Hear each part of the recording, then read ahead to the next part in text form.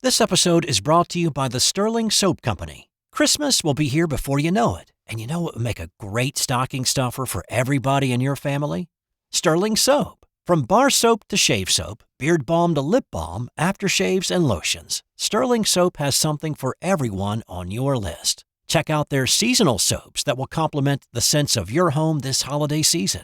And they're more than just soap. They also have a full line of coffee straight from the Sterling Roastery. Find their full line of products at sterlingsoapcompany.com.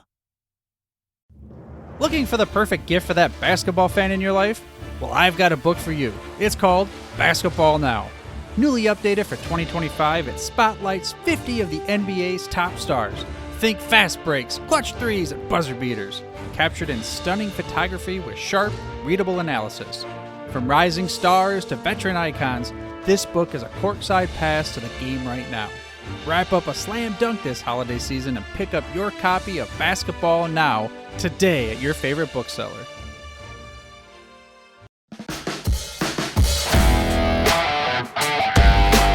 Well, it's another episode of the Professional Football Researchers Association podcast, the official PFRA podcast as part of the Sports History Network. John Bozeka, George Bozeka along with you. We've had some time away, but that doesn't mean that we're not going to come out with a heavy hitter here for you in 2026. We try to come up with podcasts that tell the story of the NFL and tell the larger scope of the story of professional football. And it's hard to do that without talking about this next guy. And that is a great lineman, a former Hall of Famer, and a former member of the San Diego Chargers and the then Oakland Raiders as well. And that is Ron Mix, who joins us right now on the podcast. Ron, thanks for stopping by and thanks for being part of this tonight. No, I'm very pleased to be a part of it. I think you guys do a great service in bringing some really inside information to the sporting fans. Well, that's obviously our goal. And, it's a really basic question, Ron, but I always like to ask it of ex-players that we have on the podcast, and that's the simple question of, when did you know that football was something you wanted to make your life? Oh, you're going to be so sorry you asked that question. It's a very long answer. But I was actually a very late developer in high school, very late. Let me give you a little bit of background of why this particular incident that took place in the fifth grade is actually my decision at that time. I owe that decision to every success that I've had. In the fifth grade, I was called into the principal's office. I thought it was because a busload of kids went by me as I was walking to school, and I was smoking, and I thought, well, that's why I'm going to be in the principal's office. But the principal said, you didn't say that. He said, Ron, we gave all these tests, IQ and education progress and everything a few months ago, and you did very well, and both I and your teacher think that we should promote you to the sixth grade, advance you a grade. And I had a childish reaction. I thought to myself, oh my God, right now I'm the toughest kid in the the fifth grade. A bunch of the fifth grade girls like me. If I go into the sixth grade, I won't have these friends. There's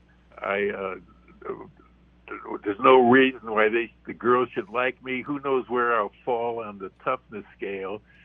And so I just said to the principal, no, I'd really rather stay with my friends in the fifth grade. And they just took my word for it. They didn't talk to my mom or anything. And here's why that was important. I was physically a late developer. I didn't make the varsity football team until I was a junior I never played. I was a typical bench sitter.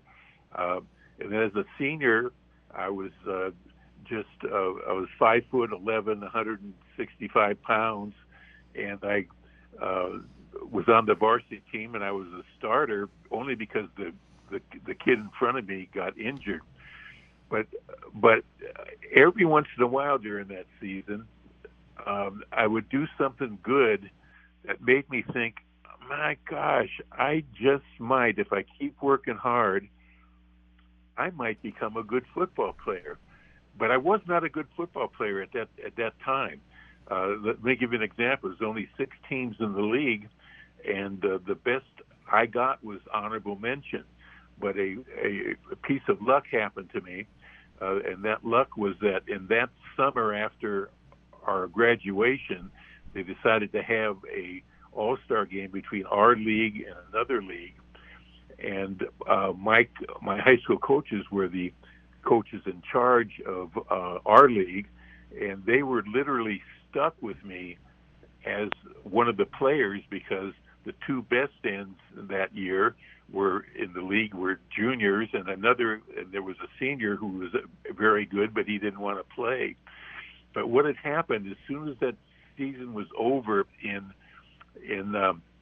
1956, as soon as it was over, it might have been 55, as soon as it was over, I started working out because I wanted to continue to develop into a football player.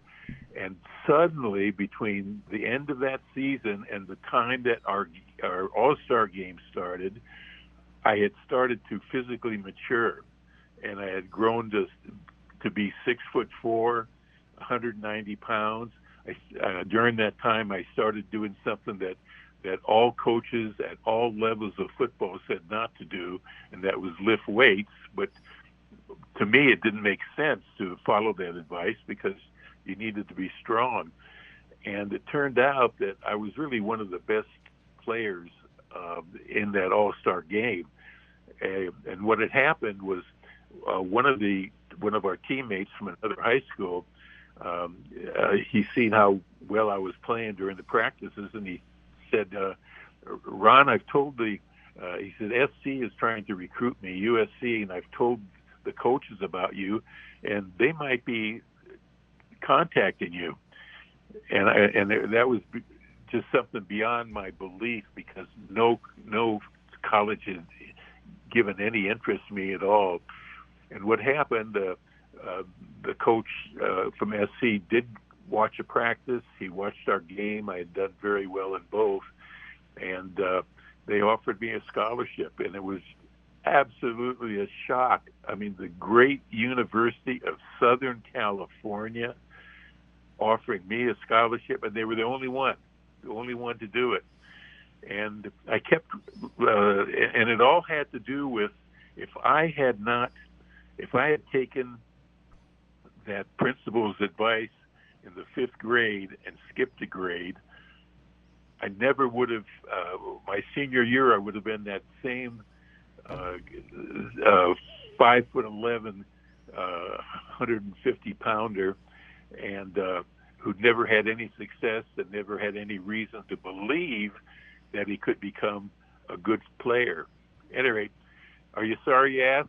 No, not at all. I think that's a great answer, and I know that lifting weights and going through an intense practice like that became a really big part of who you were. I was reading that you could military press 300 pounds, you could clean and jerk over 325 pounds, and you could bench press almost 430 pounds, which is pretty impressive for a guy that was on the younger age at that point. But you even became known because you attended the University of San Diego Law School. You even gained a nickname of the intellectual assassin. You quickly rose up the ranks. Do you think that's a unique story, Ron, that you were able to go from basically an unknown to a very known commodity very quickly? It is uncommon, but it's happened to many people. It's happened to many people who've gotten the drive, who had the drive to try to make something special out of their lives. You know, Ron, you shared your sort of fifth grade story with me prior to the podcast. And one thing that really struck me in there was that you quoted from Malcolm Gladwell's book, The Outliers. And you talked about the fact that the book sort of said that the whole idea of a self-made man is sort of a myth. And you sort of alluded to it there when you talked about hard work. Can you discuss that, what that book and that whole, idea meant to you? Well, it was a fascinating book because a lot of it had to do with just when you were born, what month you were born in the year, and for those men or boys and girls who were born later in the year and were older than the rest of their class as they were going to school, they of course had 7, 8, 9 months of more maturity, and so were excelling in sports far more than their younger classmates. So that was something luck.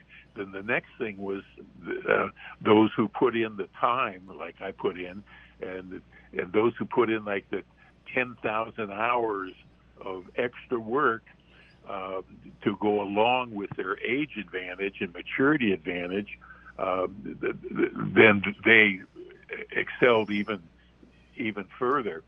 It was actually a fascinating book, and it's just absolutely true. The other thing you did mention, which I think is a great part of your fifth grade story, is you didn't talk about the little girl in your class that liked another classmate better than you did.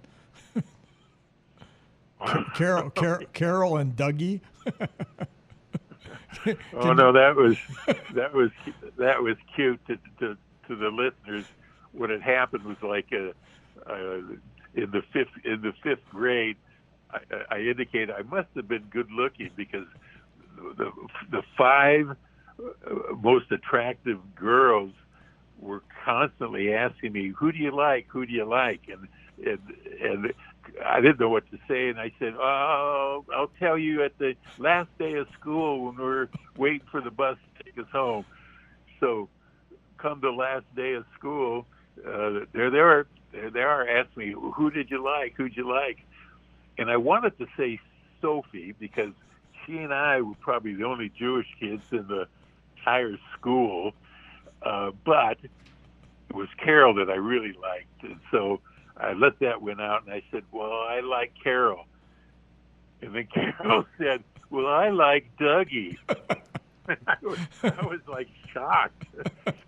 Turns out she was just curious who I liked. She wasn't interested in me. It was kind of a cute ending. Ron Mix is our guest, former San Diego Charger, former Oakland Raider, and currently the Pro Football Retired Players Association president of their board. It's interesting, Ron. I always look for correlations between other greats in the game and the folks that we talk to, and it's pretty high praise when you read that Sid Gilman believed you to be the greatest offensive lineman he'd ever seen. Obviously, those that know Sid Gilman know a Hall of Fame coach, a Hall of Fame football mind. What does it mean to wear that badge all these years later with the respect that Sid Gilman's career has gone on to have in current day football history? Well, it really meant a lot. It really meant a lot. The truth is we're just human. We enjoy it when somebody says something good about us, and just one of the things you're always playing for is for the respect of your coaches and the respect of your teammates, and to have have Coach Gilman feel that way about me is it was humbling. I also got a call. This was probably, I don't know, about 3 or 4 years ago. I got a call from the San Sam Gruneisen, who was our center for many years on the Chargers, and he was a very good center, who then went on to have a coaching career, including in the NFL. And there was going to be a Charger alumni dinner in San Diego, and Sam was having he had some health problems with his heart, and so he couldn't. He was not going to be to attend. And I got a call from him, and he said, "Ron, you know, I just been thinking a lot about you," and he said, "You know, you'll forgive me for telling this story because I come off pretty good in it, but he said, you know, you were really a great player. I mean, you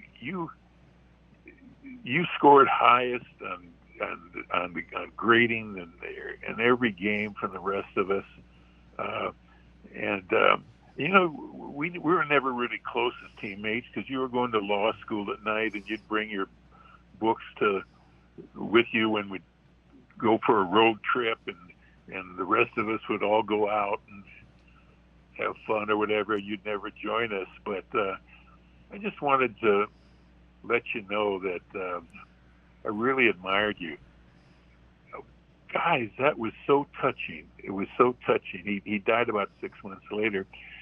It was so touching to have a teammate say that. You know, it was really, that sounds goofy, but that was like one of the best awards I could get, because that's one of the things we want, is respect from coaches, teammates, and opponents. Ron, we're going to go back a little bit here because I just wanted you to talk about what effect on your success your childhood had. You've already mentioned your fifth grade experiences. I know you grew up in I believe Boyle Heights in Los Angeles. I think you referred to it as predominantly at that time a Russian Jewish neighborhood. Can you talk a little bit about your childhood, your parents, your grandparents, and what kind of foundation that gave you for your success? Yeah, my father immigrated from Russia at age 13 by himself. He was, at that time, in that particular part of Russia, Russia has always been anti-Semitic, and that was a horrible time, a particular time. That was one of the worst times, and parents sent over each of the kids as whenever they could to America. He by himself, he came at age 13, went to work on a farm in Georgia, and he took their name. His name was Rabinowitz, and but he took the name of the farmer, Mix, M-I-X. Somehow he got to Los Angeles, where he met my mother, who she was the first generation of Russian Jewish immigrants, also, again, to escape the anti-Semitism of Russia. She ended up in Los Angeles, and they got married. The marriage didn't last that long. It was, and it broke up when my brother was 5 and I was 4, and then we went to live with my uncle, who had just come back from being a soldier in World War II, and it was in the Boyle Heights area, which essentially then was just a Russian Jewish ghetto. I mean, mostly just poor people, poor beyond belief. I mean, it was so, like, I remember, like, the highlight of was the oh gosh, I wish I could. I can't remember the charity, but it was a charity. It was actually a Christian charity that on Christmas they would and Easter they deliver food baskets to the poor people, and they never tried to could get you to convert or say I believe, or Christ is bringing this. They just wanted to help. And but in any event, then my uncle bought a home in under the GI Bill in Hawthorne, and we all moved with him into Hawthorne. That's when I was in the 3rd grade, my brother in the 4th, and that's where we were brought up. Ron Mix, again, our guest, former San Diego Charger and former Oakland Raider, as well as the president of the board of the Pro Football Retired Players Association. He joins us on the official PFRA podcast through the Sports History Network. Ron, you played with a pair of quarterbacks in your time you played with others, but you played with 2 in your time in San Diego that have always piqued my interest as guys that I believe deserve spots potentially in Canton, and that's Tobin Rote and John Hadel, who both were quarterbacks for the San Diego Chargers. And I kind of want your thoughts on that, on those 2 guys and where you think their place in football history should be all of these years later, especially with inflated passing numbers. Well, Tobin was our first quarterback. Well, I know he wasn't the first quarterback. Jack Kemp was our first quarterback. And then when we moved to San Diego, after just 1 year, we moved in 1961. We started in L.A., and Jack Kemp again was the quarterback. And then in 1962,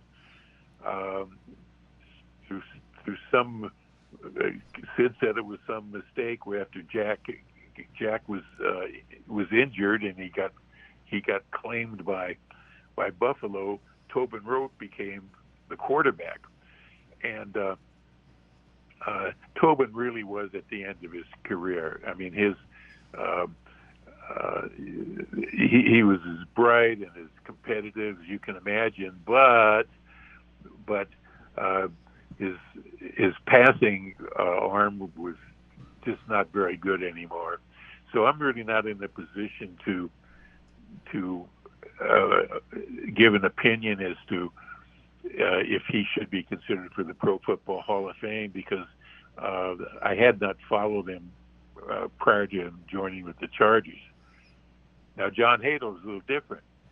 John took over as quarterback and just did an absolutely outstanding job for the Chargers.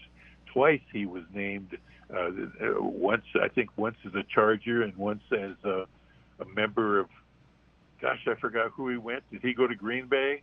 Yeah, late in his career he was with Green Bay. And he was an MVP for them too.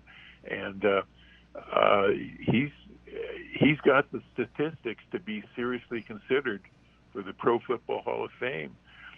But there's so many great players. You know, the truth is, anyone who gets to the NFL, even for a tryout, was a great football player. It's just a fact. I know that the director of our Pro Football Hall of Fame, he gave out some statistics a couple years ago that said 35 million men have played some level of football, either high school, college, or professional. 35 million. Only about approximately 300 of those, then about only 20,000 got to the professional level out of all of those. So you can just see that they all had to be great football players. Then, of course, he gave the statistics that Shameless Me loves, and that is that only 300 of those 20,000 players ended up in the Pro Football Hall of Fame. But the truth is, if you get to be a pro football player, you are a great player. It just happens that some within that elite class are better than others. Ron, in 1963 with the Chargers, your team wins the AFL championship and basically demolishes the Patriots 51-10. There were obvious comparisons made as to how good that Chargers team would have done if they'd played the NFL champions that year, the Bears. And it was sort of a dichotomy in that the Chargers were, an offensive juggernaut. The Bears were known for, defense. They won a low-scoring game over the Giants. How do you feel you would have fared if you'd had the opportunity to play the Bears that year? I know this. It would have been a competitive game. I can't predict that because the Bears were just excellent. They were excellent.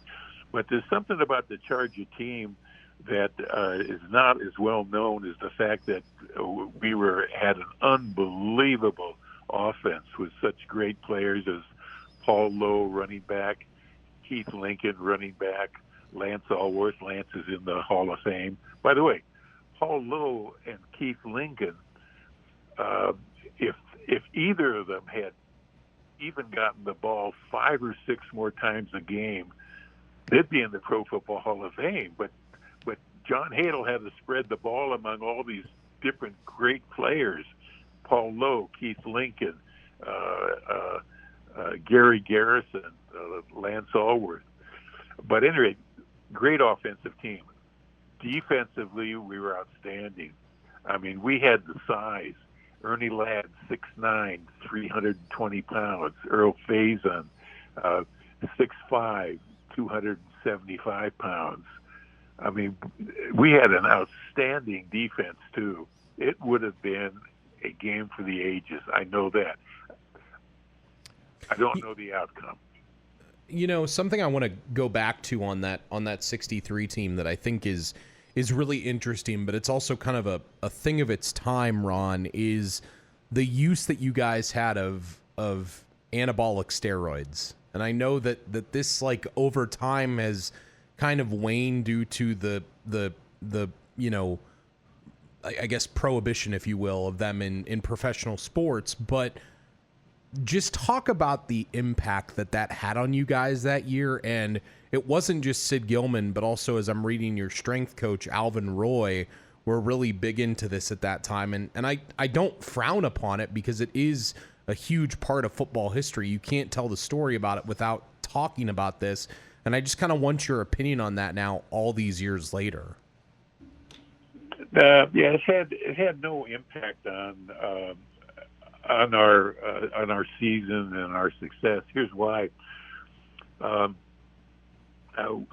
Sid became the first coach to hire a strength coach. He saw that at that time there were just a couple of us on the team who were weightlifters, and he saw how good we were and what a difference it made in our play. And so he decided he wanted to bring weightlifting to everybody. He was the first one to do that in professional football. So he hired Alvin Roy, who had been at the University of Louisiana, and he had also been one of the strength coaches for the the 60 Olympics. So the first day of training camp, Alvin had sent everybody a workout schedule that I know I did. A number of other guys also did. This was during the off season, and then he showed up during his first season with the Chargers, 1963.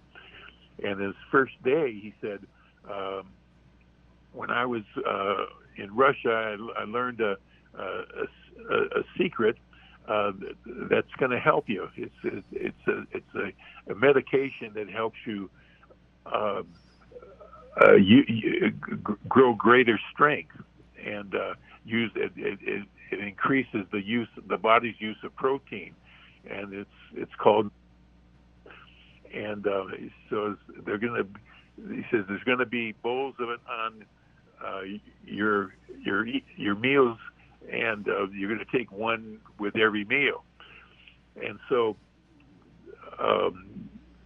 we took it, and after about 4 weeks, this is in training camp. Training camps last about 8 weeks in those days. after about 4 weeks, one of our players had, his name was Dave Kasurik, a really an outstanding tight end. Dave got injured, and he went to see his personal doctor, and the doctor asked him if he's been taking any types of medication. That's a typical thing a doctor asks. And one of the things Dave says, I don't know if it's a medication or not, but I'm taking a food supplement called Dianabol. And the doctor said, what? He said, Dianabol? And Dave said, yes. He said, wait a second, I'm going to get something and show it to you. And he brought out this brochure that talked about Dianabol, and it was a steroid that regular use could cause permanent liver damage, kidney damage, and heart damage. And the extended use that it said that could cause that was like 5 weeks. So anyway, so Dave brought that to me because I was the team captain, and so I brought it to Coach Gilman, and I said, Coach, I know you don't know about this, but look at this. This Dianabol we're taking is very dangerous. And Coach Gilman read it and crumpled it up. He threw it in my chest. He said, what do doctors know? And I said, Coach, I'm going to have to tell the team. He said, yes. He says, sure, tell them, let them make their own decision. He says, I'll go along with whatever they say. And so I told the team, and all of us stopped taking it. And once it's out of your system, it gets out of your system after a couple of weeks. So it had no impact on our season. Only one player kept taking it. It was a defensive tackle named Houston Ridge. And my God, that stuff works. It just works. I mean, he became so strong. Like Gene Upshaw, Hall of Fame guard for the Oakland Raiders, Gene told me, he says, one of the strongest players I ever played against, used to hate to play against, it was Houston Ridge.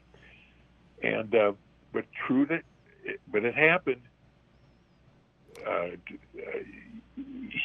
Houston broke one of the other side effects. It can make bones brittle.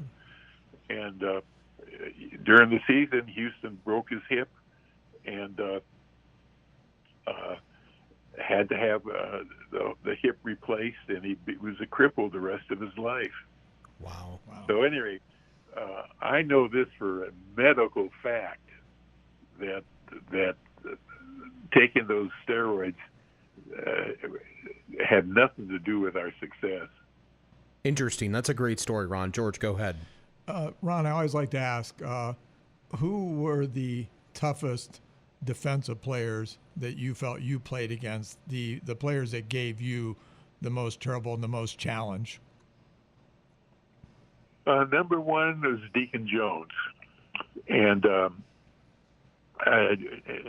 didn't play against him until it was 1967 when the leagues finally merged. They were going to they merged, and the first step to the merger was playing exhibition games against teams. And at that time, I was weighing 250 pounds. Now that sounds like light if you talk about, but that was kind of like the average of the size of players in both the NFL and AFL at that time. And so my first game against him, it was the first time in my professional career that I felt I had been dominated throughout the game. Oh my God! And I was just so embarrassed. And Deacon at that time he just had great speed, strength. He was 6'5", 275, and so I told myself, that's not going to happen again. So during the off season, I worked out extra hard. I watched game film. I increased my weight to 270, and the next time we played each other in the next year exhibition game, honestly, I totally dominated him.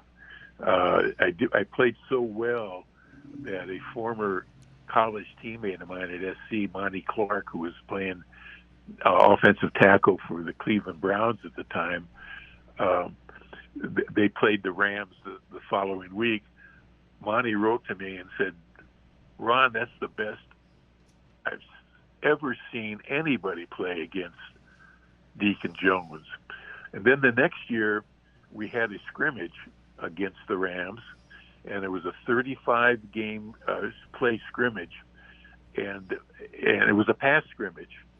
And so it put the offensive tackle at a disadvantage, because one of the only possible advantages we have is when you start a scrimmage play is the other side doesn't know whether it's a pass or a run.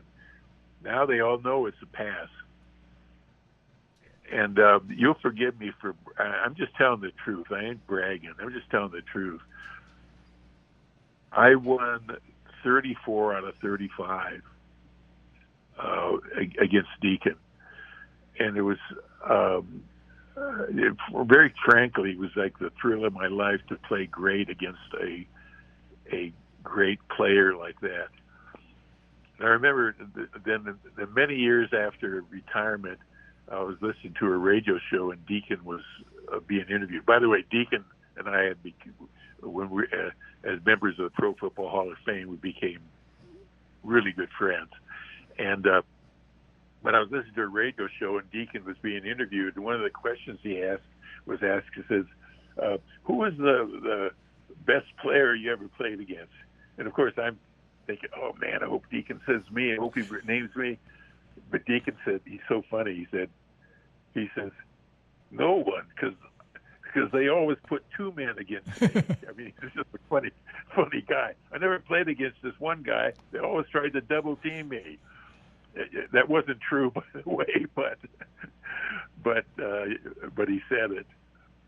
But there were other ones that were great too. I must say, I played against Bobby Bell. I played against when he was in the end. One year I was a guard. I played against a great defensive tackle for Kansas City Chiefs, who's in the Pro Football Hall of Fame. Can you guys remember who it is? Buck Buchanan. Oh yeah, Buck Buchanan. I played against a great defensive end for Atlanta. Claude Humphrey. I can't remember his name. Claude Humphrey. Yeah. Claude Humphrey.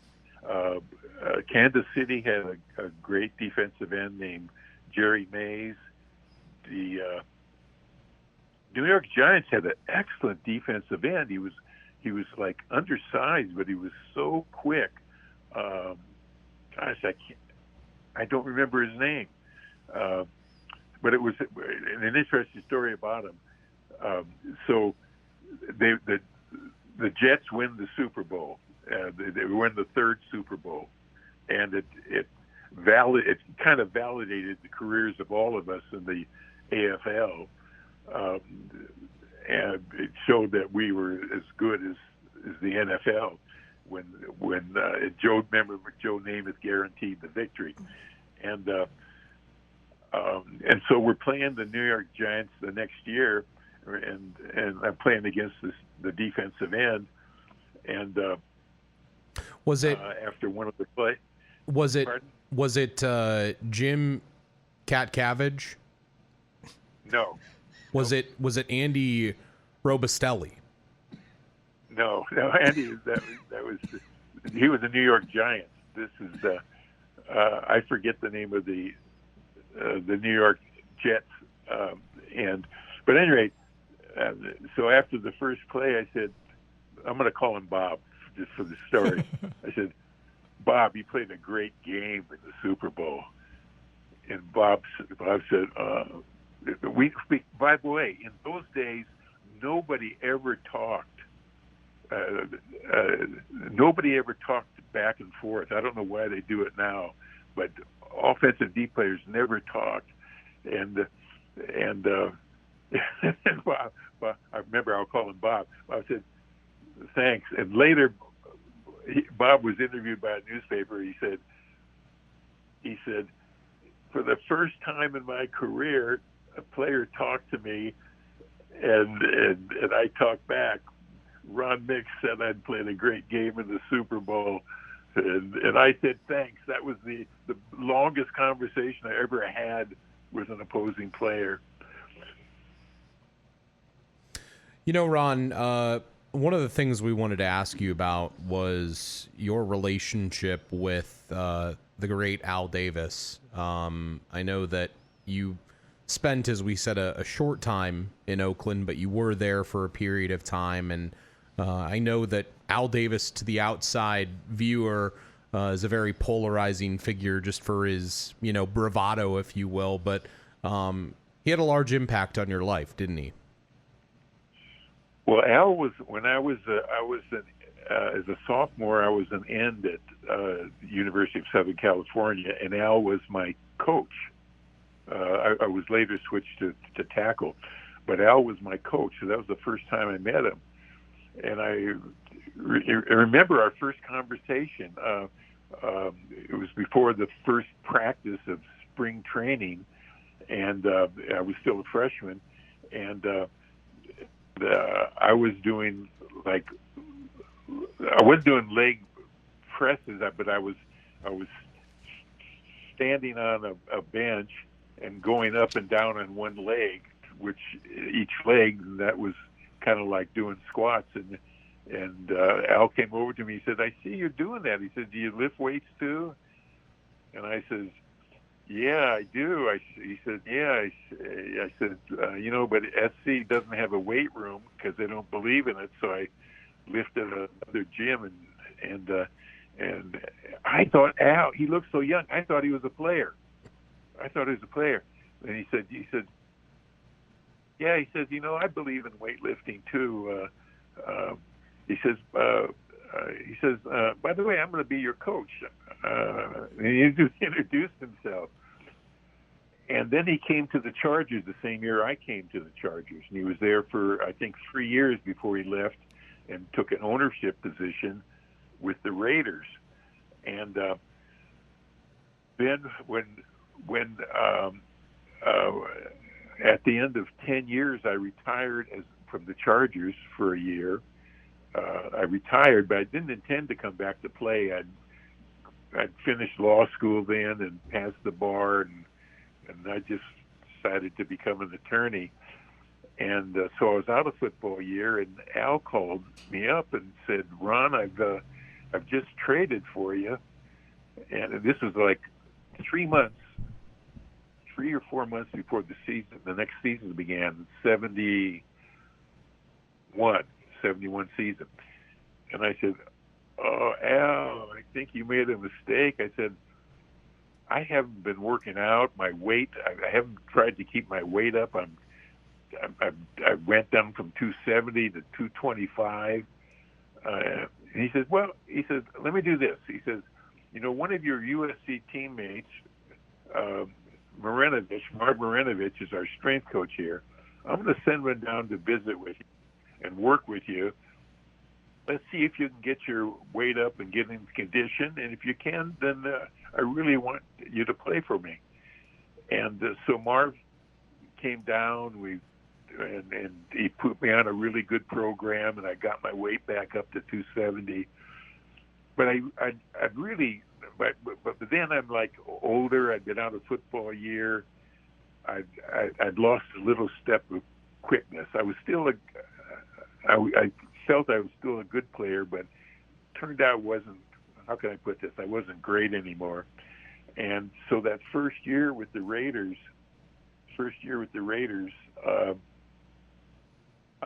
I started about 6 games because I was the swing tackle for Art Shell on the left side and Bob Brown on the right. And Bob got injured, so I started 6 games, and I did play good. then the next year, I was put on what was called the taxi squad. That means you practice every day at everything, but you only play if somebody gets injured. So when the season started and I put on the taxi squad, I went to see Al Davis, because in those days, taxi squad players got very little money. Al had signed me to a 2-year contract at was then a lot of money. It was $45,000 a year, which was a lot of money for an offensive lineman in those days. And I asked Al, I said, how much will I be making on the taxi squad? And Al said, you're going to be making the same amount, still $45,000. This sounds goofy. You're going to think I'm the worst negotiator in the world, but I said, oh man, I don't deserve $45,000 in the taxi squad. Why don't you cut my salary by $10,000? And Al said, Ron, we don't do things like that around here. You're going to make $45,000. It's a great story. And he was just, hardly anybody ever negotiated with him because he was so fair with his original offer. He was always so fair, and he was his loyalty to the players was just unbelievable. It was just unbelievable. And I remember when George Belanda died, Al invited everybody who had ever been a Charger, a teammate of his, for a special dinner in Oakland honoring George. And I guess there, maybe about 30 of us who were still alive. And get this, Al had me at his table sitting next to him. Wow. I mean, that was one of my thrills, that he thought that well of me. It's amazing. I love that. By the way, an interesting thing. So then the 72 season's over. So my 2 years with the Raiders is over. Decided to go back to San Diego and start practicing law. And Al called me into the office, and he said, Ron, we looked at the films of you in the exhibition season in '72, and I know you were on this practice squad the whole time, but we still think you're a good player, and we'd like you to come back. And he said, well, I'll guarantee you this. I'll guarantee you $25,000. If you're not activated for the first game, then you can just leave, but I'll guarantee you $25,000 if you have to leave, and we'll do the same $45,000 contract. And I said, the Chargers contacted me, and they asked me to become their in-house counsel. And I said, that's just like an unusual break. I mean, I just get to stay in football and stay in San Diego, and that's where I'm going to go. And he said, I understand. He was just the greatest guy, just absolutely the greatest guy. Ron, from everything I've read, you're a bit of a champion for social justice, and I want you to talk about, I think, a story that says a lot about the camaraderie amongst the players in the AFL. Can you talk about the boycott of the '65 AFL All-Star Game and your role in that? Yeah, 1965, the game was in the All-Star Game was in New Orleans, and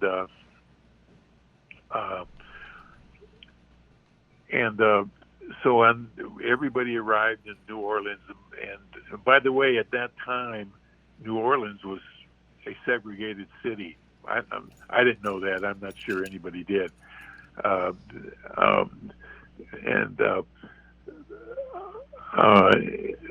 And so for the first practice,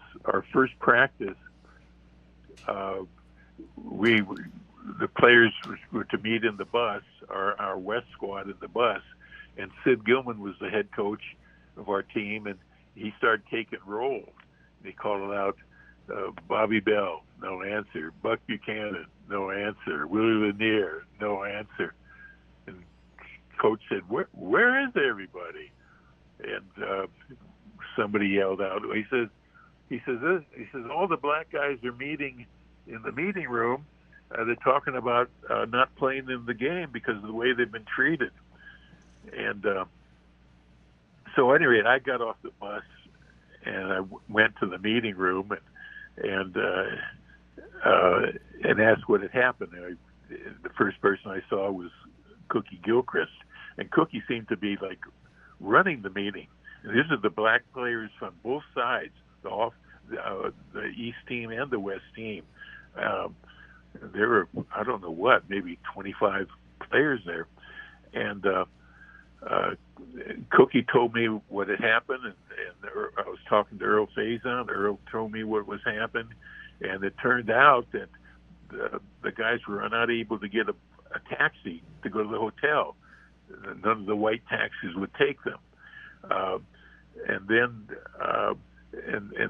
when they finally got to the hotel, they were asked to go to this, not to the front, but to the back of the hotel. And then when they went out to dinner, they were turned away by a number of restaurants. In one instance, they were turned away by with a gunpoint. And so I said, well, what about staying here and calling attention to what's going on? I said, because this will bring national attention. We could call national attention to what it's like in the segregated South. And Cookie says, nope. He says, the only way they're ever going to make an impact is if we leave, and we're leaving. And I said, okay, I'll leave with you. I'll go with you. And that's what happened. And to the credit of all the rest of the players, the white players, I didn't hear anybody bitching about it. That's just the way it goes. We'll support it. And so the game was moved to Houston, and that's where it was played. And what was interesting was the tremendous amount of courage it took for those black players. Because I'll tell you why. It wasn't that long ago there were very few black players in the National Football League. When the AFL started, you got a bunch of progressive thinking younger owners who wanted to do the right thing. Two things. They wanted to do the right thing and not discriminate against black players.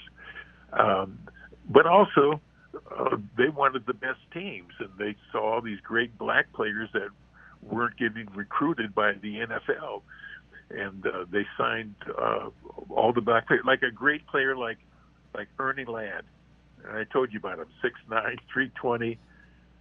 For 4 years, he played defensive tackle as well as anybody ever, including today, before reduced him from being great to good. He was like drafted in those days. The NFL had like 20 or 30 rounds. He was drafted like 17th in the 17th round of the NFL. He'd be a number one draft choice at any time. But in any event, you're talking about 1965. You know, the Washington Redskins didn't get their first black player, I think, until 1962. There were many teams in the NFL that had 5 or fewer black players. So this was for the black players. They knew this history, and what courage it took for them, because they were going against going against the greater powers of not only professional football but in the country that didn't necessarily want them to be playing anyway, and they were putting. To me, if I were them, I'd be thinking, "Oh my God, I'm putting my career on the line." But they did what was right, and it desegregated the city. When I say it desegregated the city, then the NFL was not going to permit a segregated city to get a franchise, and New Orleans wanted an NFL franchise, so they desegregated the city and got their franchise. Ron, we appreciate you joining, and we really thank you for all the stories. Last thing we want to talk about with you, and we want to give you a chance to just discuss your work maybe in a minute here if you can, is just about the Pro Football Retired Players Association and your work as the president of the board. Tell us a little bit about what you do there and just why it's had so much of a meaning to you here in the last end of your career involved in football. Well, the Pro Football Retired Players Association was established in 2016, and it came out of a settlement with the NFL. The NFL had a suit was brought by Fred Dreyer against the NFL for continuing to use retired players' names and likenesses without compensation, and that suit was settled. And by the way, the NFL, they weren't the villains in this. They really weren't the villains, because had that suit continued, they would have won. But I think they decided, the right thing would be to do is settle this case. It's not going to cost us that much, and why tarnish our image of. So it's settled, and I and Jim Brown and Dave Robinson at the time, we were the Hall of Famers. I think Mike Haynes also were part of that group that supported the settlement and was appointed by the federal court to operate a fund on behalf of retired players and decide how to use that fund, and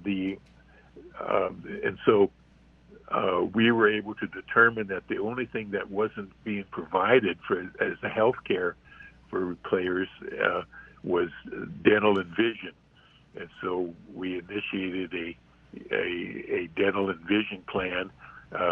We take care of over 10,000 former players and about 3,000 wives, but we went beyond that because the settlement money will only go so far, and so we thought we had to form some profit sharing entities, and we formed what was called the Football Grade Alliance.